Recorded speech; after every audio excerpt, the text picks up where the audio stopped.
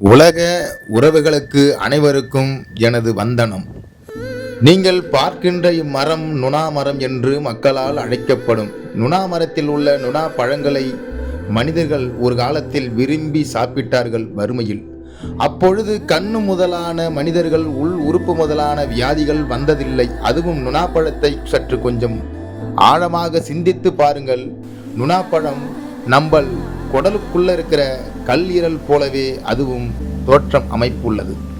இந்த நுணாப்பழத்தை ஒரு காலத்தில் சாப்பிட்டவர்களுக்கெல்லாம் உள் உறுப்பு பிரச்சனை வந்ததே இல்லை. அதில்லாமல் இரத்த சுத்தகரிப்பு இதில் கொஞ்சம் அதிகம், கண் பார்வை கொஞ்சம் அதிகம், இதில் கொஞ்சம் காரம் இருப்பதால் நன்றாகவும் இருக்கும் சாப்பிடுவதற்கு. அதில்லாத உடல் உறுப்புகள் அனைத்தும் நல்ல செயல்முறையில் இருக்கும். மானிடன் அதிக ஆயுளை பெறுவான். இக்காலத்தில் யாருக்கும் தெரிவதில்லை.